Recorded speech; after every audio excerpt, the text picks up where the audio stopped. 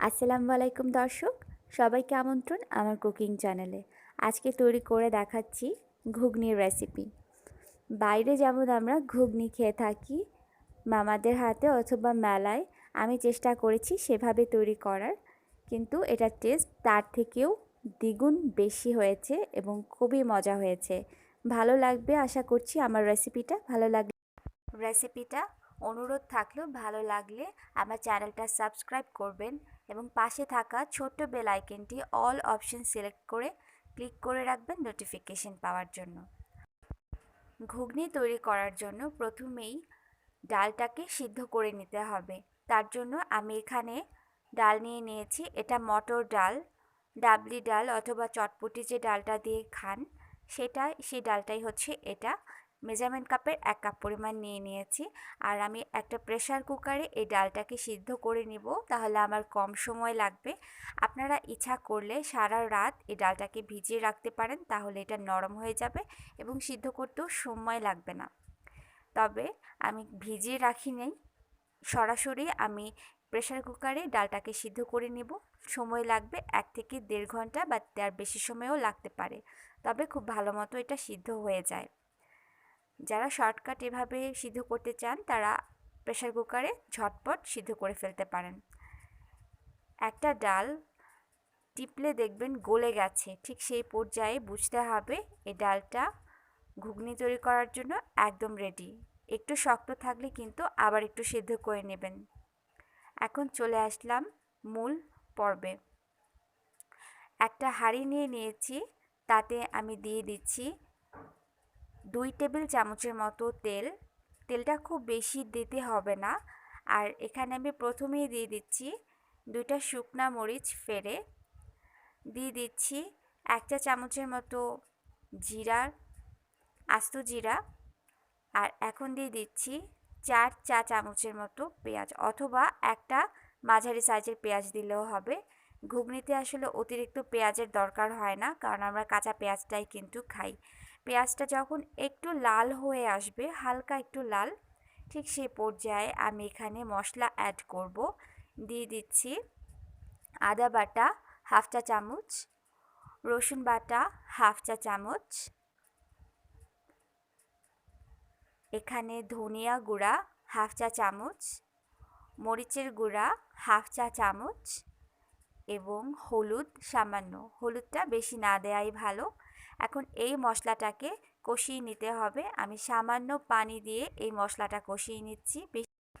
5 মিনিটের মতো মশলাটা কষিয়ে নিলেই যথেষ্ট, এর বেশি সময় কিন্তু লাগে না। তেলটা যখন উপরে চলে আসবে, ঠিক সেই সময়ে আমি দিয়ে দেব সেদ্ধ করা মটর ডাল, ডাবলি ডাল অথবা চটপটির ডাল। এই ডালটা কিন্তু এমনি খেতে অনেক টেস্টি। যা পানি ছিল সেদ্ধ করার সময়, সে পানি শুদ্ধ আমি দিয়ে দিচ্ছি স্বাদ মতো লবণ। আমি এখানে 1 চা চামচ লবণ ব্যবহার করেছি। এখন চুলার আঁচটা মিডিয়াম করে দিচ্ছি আর অ্যাড করছি এখানে 1/3 কাপ টমেটো। একটা মাঝারি সাইজের টমেটো দিলেও পারেন। এই টমেটোটা বাড়তি একটা স্বাদ যোগ করবে, একটা টক মিষ্টি স্বাদ আসবে, যেটা খুবই ভালো লাগবে। মাঝারি আঁচে আমি এখন এটার পানিটা টেনে আসা পর্যন্ত অপেক্ষা করব।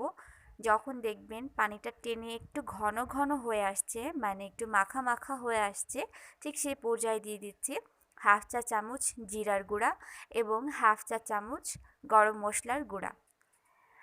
আর দেওয়ার পরে এখন কিছু মোটামুটি পানি আছে, চুলাটা বাড়িয়ে এই পানিটাকে টানিয়ে নিতে হবে বা শুকিয়ে ফেলতে হবে। পানিটা যখন পুরোপুরি শুকিয়ে যাবে, তখন এটা একদম রেডি ঘুগনি। এখন আমি এটাকে নামিয়ে ঠান্ডা করে নেব। আমি এটাকে ঠান্ডা করে নিয়েছি এবং একটা সার্ভিং ডিশে আমি ঢেলে নিচ্ছি। আমার রান্নাটা ভালো লাগলে কিন্তু একটা লাইক দিতে ভুলবেন না।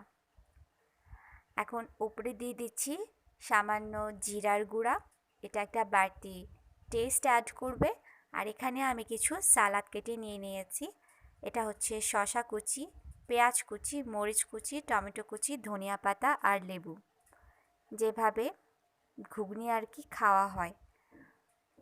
দিয়ে দিচ্ছি পেঁয়াজ, কাঁচা মরিচ, শসা, টমেটো, ধনিয়া পাতা এবং লেবুর রস।